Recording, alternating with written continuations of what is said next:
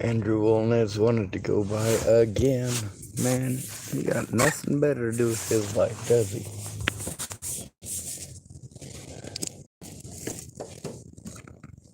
It'd be nice if he'd have just left me alone to begin with, you know?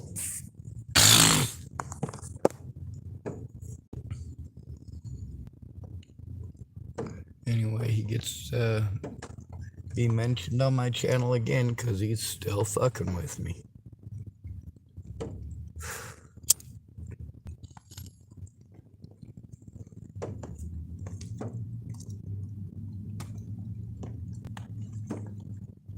Oh, that ain't gonna work.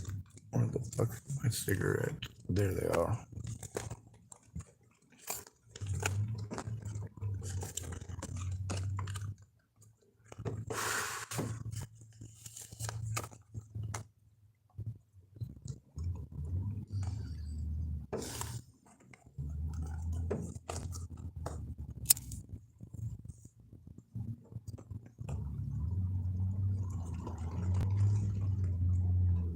In order for me to trust the cops, they gotta change their damn behavior. It goes for anybody else I know.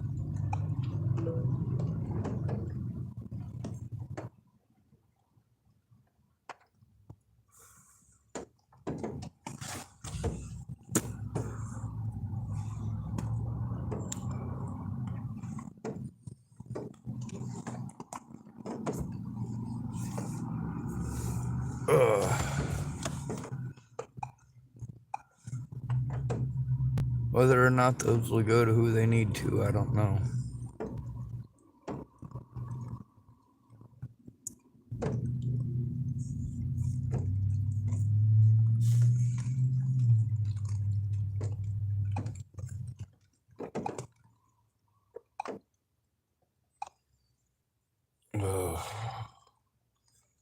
Using up fucking battery.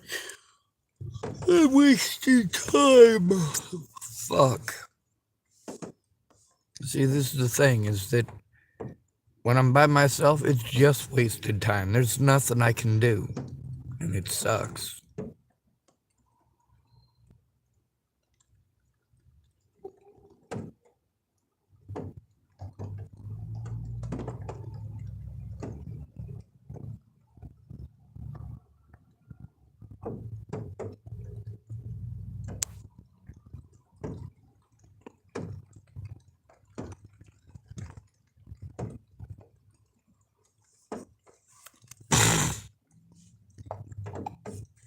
Welcome back. U.S. warships patrolling the Middle East are on high alert in the Red Sea after a series of ballistic missile attacks on several commercial vessels. The Pentagon is placing blame on Iran for the attack, while Iran is denying responsibility. ABC's Ike Ajachi is in Washington with the latest details.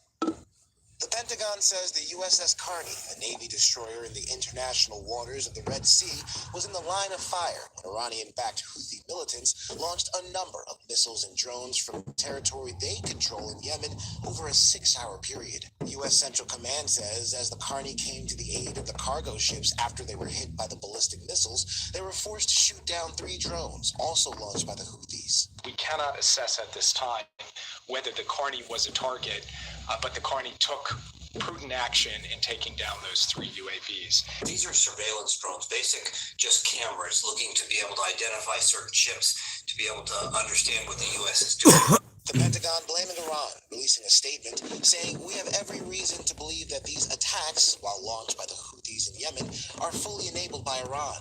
Iran denying involvement. We are taking this time to consult with allies and partners because we believe this is not just an issue for the United States. This is the latest attack by the group in the Red Sea. Last month, the Houthis releasing a video showing armed members using a helicopter to hijack a cargo ship. And in late October, the Carney intercepted 4 missiles and 15 drones headed from the Houthi-controlled territories toward targets in Israel. The Houthis claim their goal is to target Israeli ships. Israel's military claims that at least 2 of the merchant ships had no connection to Israel. In a statement, the Houthis say they targeted 2 of the commercial ships in part because they rejected warning messages from Houthi forces. Ike Ajachi, ABC News, Washington.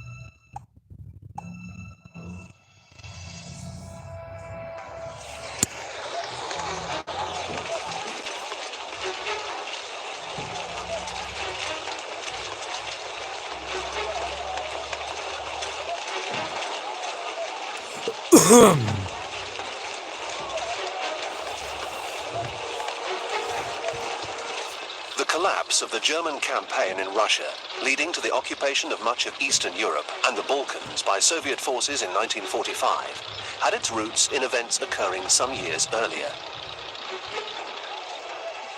Hitler had studied his history, even though he was inclined to draw fatally unbalanced conclusions from what he read. In the end, it was his intuitive rather than educated guidance of German strategy that lost him the war. He had long known that the Balkans had always spelled trouble, and initially held back from involvement in that glue pot. In 1939, after the conquest and dismemberment of Poland, he entered into the infamous pact with Stalin and turned his attention to France and Britain, his enemies in the West. By midsummer of 1940, it seemed that Nazi Germany had all but won the war and achieved all Hitler's strategic objectives. The swastika flag flew from the North Cape to the Spanish border, and the axis of Germany, Italy and Japan appeared firmly in the ascendant. But even as he received the rapturous plaudits of the crowds in Berlin following the defeat of France, Belgium and Holland and the expulsion of the British Expeditionary Force from the continent, Hitler was already nursing his wish to exterminate the forces of Bolshevism, and the only way to do that was to conquer the Soviet Union. Once this had been achieved by the destruction of the Red Army, Germany would have achieved a long-cherished ambition: the acquisition of vast tracts of territory that could be colonized by Germans, who would work the land and develop its industrial and economic potential using masses of slave labor provided by the Russian rural masses. For this, Hitler needed a secure southern flank, the oil resources of Romania and Hungary. Initially, good German diplomacy seemed to be securing the alliances in Southeast Europe that would guarantee a bloodless campaign, whereby German influence could be firmly secured in the Balkans. But when Mussolini, hoping to match the success of the German march into Czechoslovakia in 1939, sent his army across the Albanian border into Greece in October 1940, Hitler's plans collapsed.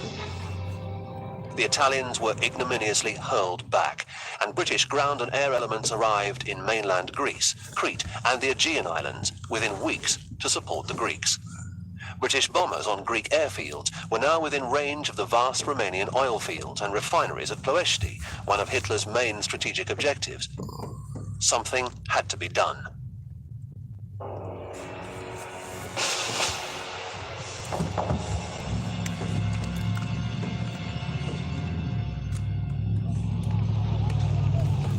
A furious Hitler gave orders for German forces to invade Greece.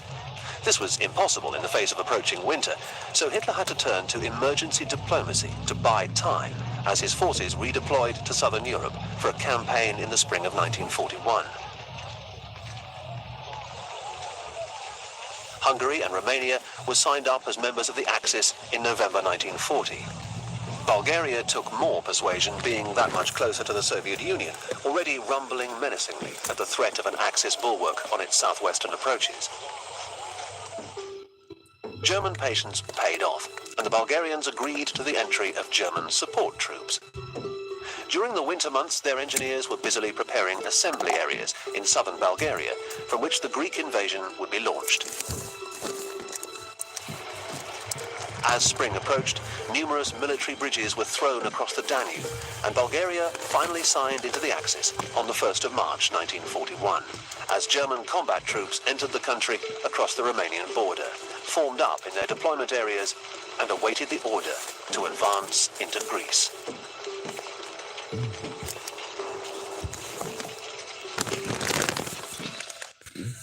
Until now, Yugoslavia had remained neutral and outside the Axis, although its large Catholic Croat population was inclined to be pro-German.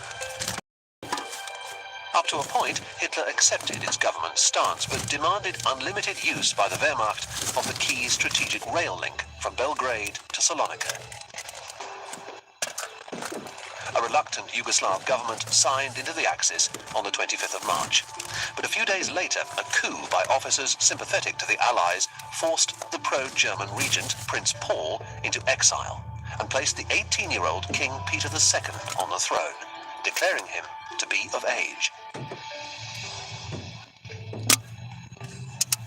The new Prime Minister, General Simovic, refused to ratify the signature of his predecessor on the Axis Treaty, and a furious Hitler announced on the 27th of March that he would destroy Yugoslavia as both military power and sovereign state.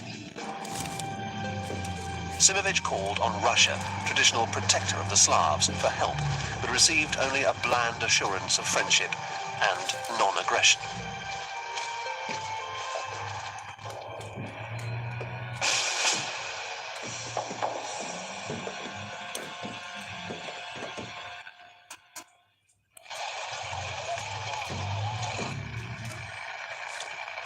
On the 6th of April, the Germans simultaneously invaded Greece and Yugoslavia, which from the start was a divided nation.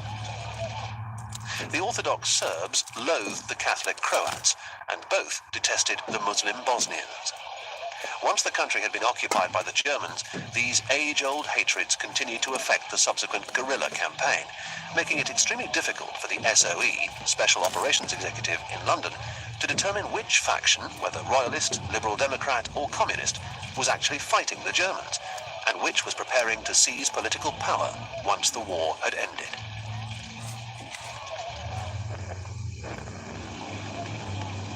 The German blitzkrieg, devastatingly supported from the air, quickly overwhelmed Yugoslavia. Pro-German Croat units of the Royal Yugoslav Army mutinied at once, and some actually began to fight Serbs. An armistice was signed on the 17th of April. The Germans had conquered Yugoslavia for the loss of less than 500 men.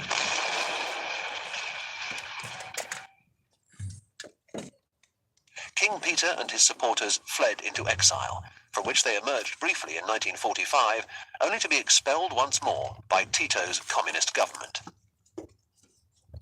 The exhausted Greek army that had fought so valiantly against the Italians was forced to capitulate within days of the German intervention, and the British and Empire troops sent to its aid were forced out of mainland Greece, then Crete, with heavy losses of men, ships and material.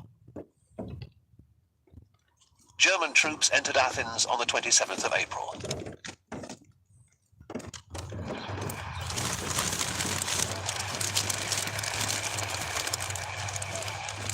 Hitler had now secured his southern flank, but the delay caused by the need to invade Yugoslavia and then Greece had interfered with the timetable for invading Russia.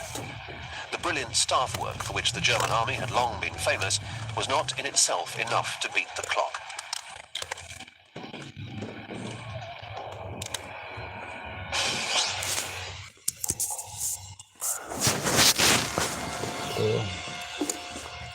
I guess I better...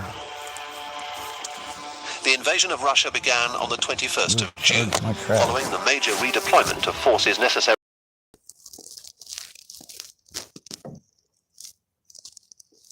to bring the conquerors of the Balkans up to the Soviet border. The events of the following 3 years were to prove that Hitler's judgment in launching his forces against the Soviet Union at least a month after they would have stood a good chance of forcing their way through to Moscow in the summer of 1941 proved his and his country's downfall. As it was, the German army came within an ace of taking Moscow, but they arrived on the outskirts of the sprawling city as the grip of winter seized the land. They had not bargained for a winter campaign, and their clothing and equipment were nowhere near adequate for the savagery of the climate. Hitler, remarked Winston Churchill, had failed to notice that Russia had a winter. By 1944, it was clear that Germany could not hope to win the war. The seemingly limitless manpower and industrial resources of the Soviet Union, aided by massive support from the Western Allies, the United States in particular, had ground down the Nazi coalition. Within Germany itself, the adverse trend of the war was beginning to make itself felt. One German eyewitness described the typical scene on a mainline railway station as the troops left for the Netherlands, Belgium and France, carrying cheerful drafts back from home leave, and others departed bound for the Eastern Front. For those leaving on the westbound trains, there was laughter, affectionate farewells, instructions as to what gifts would be brought back from Paris on the next leave. For the men departing for the Eastern Front, there was a tense silence and an aura of gloom and foreboding, as wives, mothers and sweethearts bade tearful farewells to men who felt there was scant chance of return.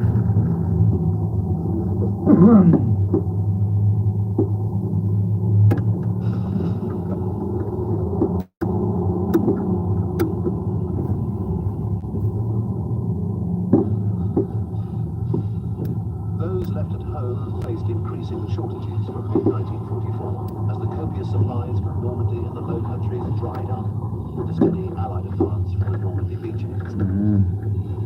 By night, the RAF pursued its inexorable bombing campaign against the German cities, and by day, massed formations of American bombers pounded away at pinpoint targets, aiming to destroy the transport and industrial infrastructure of the Third Reich.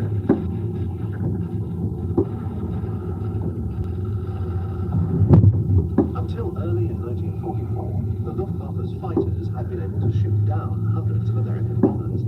But with the introduction of the long-range Mustang air superiority fighter, whose drop tanks, Rolls-Packard engine, and powerful armament enabled it to accompany the lumbering bomber formations into the very heart of the Third Reich, the German rockets were overcast and driven from the sky. But although the Allied proponents of this remorseless bombardment claimed that it would result in a collapse of German national morale, nothing of the sort happened. The weary populace dug itself out of the ruins every morning to obey the will of the Führer, whose ambitions had created this dire situation.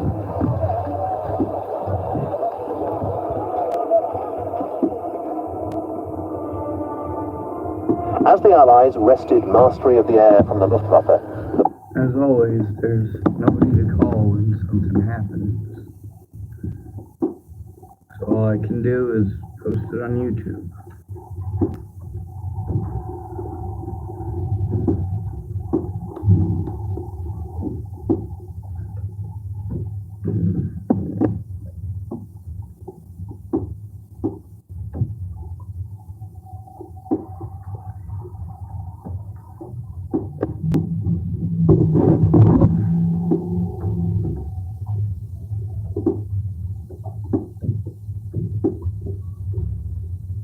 Anyway, I think I'm gonna go over to the safe way despite the fact that that shit hurts like a son of a bitch. And then I'm gonna go to the library to try to charge stuff up for a couple hours.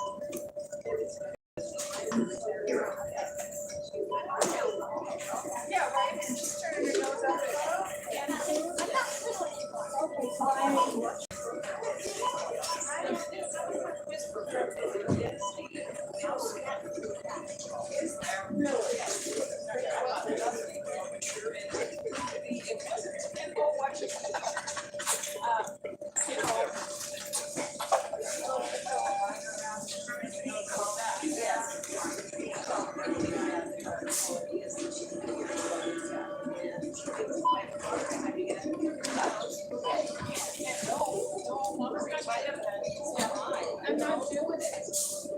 All right, let's get some discounts rolling on this. Keep going. 175.35 total. Okay, and we are doing the holiday bucks. All right.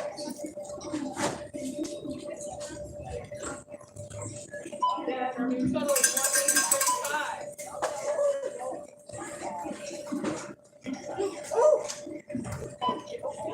Just like just any kind of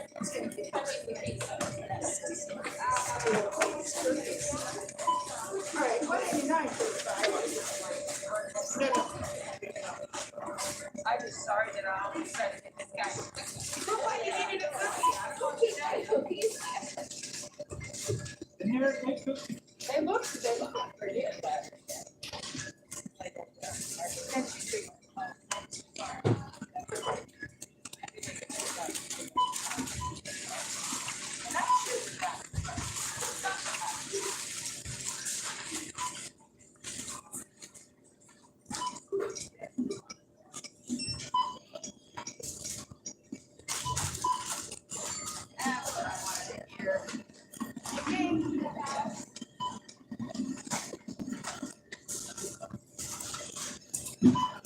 Did you enjoy your cookies? I hope she enjoys her chewy order.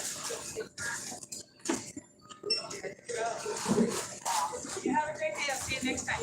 Hi, how are you?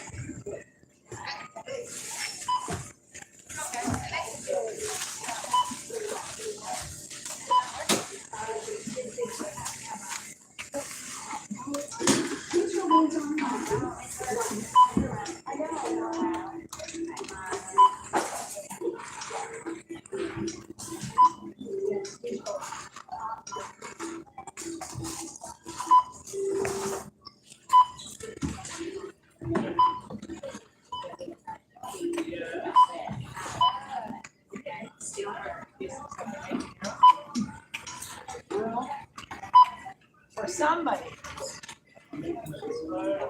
Yum. Yum.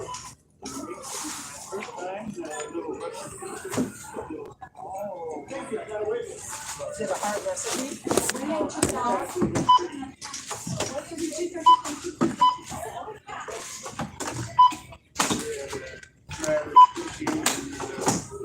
Months ago. I lost how many cookies did you eat? And I asked her how many. No, now this one will work. Right. So because yes.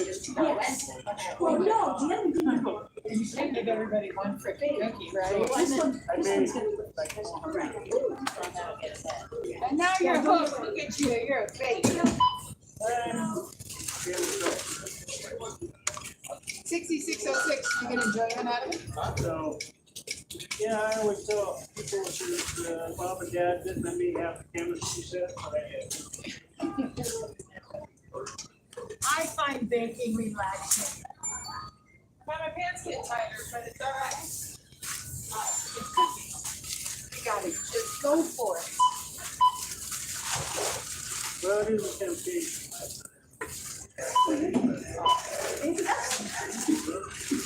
There's that. There's that. Enjoy. Good luck with your Russian tea cookies. I'm excited to hear about what happens. Yeah, that's pretty. Who's that? Hello. All right, so they put phone number today. See if I can remember. What happens is they decide after. Or they are coming back. We have to go out and do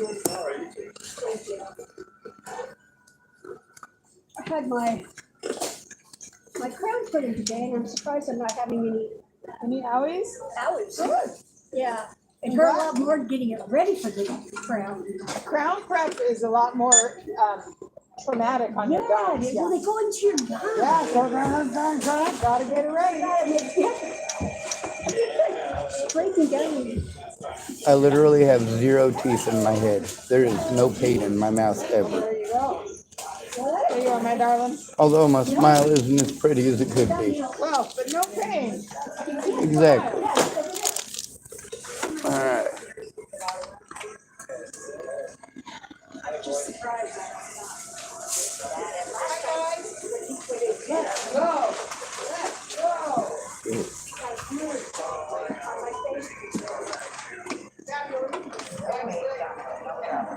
I'm gonna run you over, sir. How you doing? Not running anyone over, so I'm doing good. I'm a horrible driver. Right? I'm just teasing. I want the red one. Red makes everything go faster.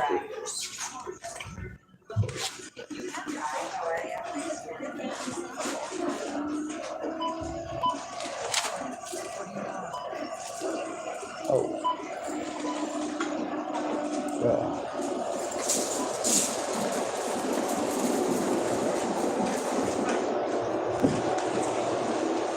Apparently they're full on that side. I'm all coming, Lexi. Nice to meet you. So just going over.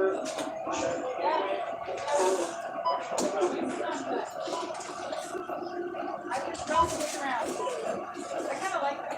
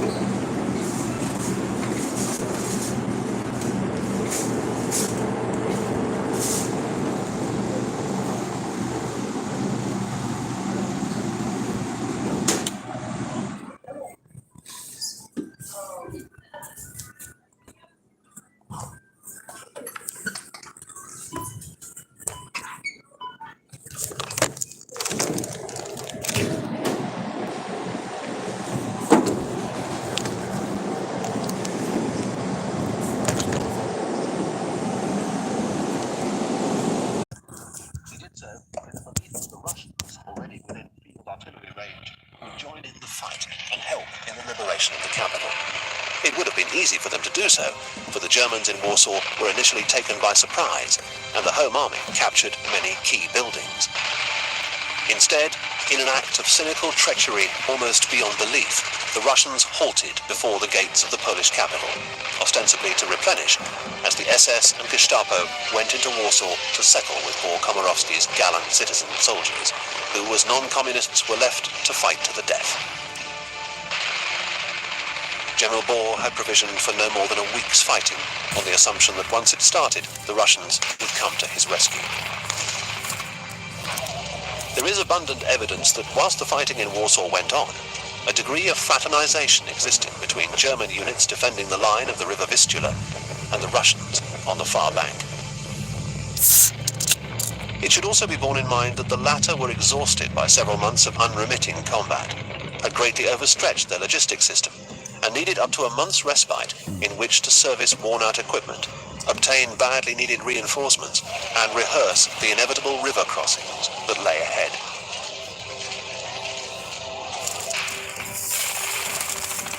In Warsaw itself, the battle reached new levels of savagery, when it became clear to the Poles that their allies were not going to help them. The German officer in charge of the ruthless street-clearing operation, Gruppenführer Erich von dem Bach-Zalewski of the SS, had his orders. The Poles were to be exterminated. Offers by the British and Americans to fly supplies to the beleaguered Poles were refused by the Soviets, who denied the RAF and the US Air Force the use of airfields on which to refuel. Mark Zalewski assumed command. Fuck it. Shit won't work anyway.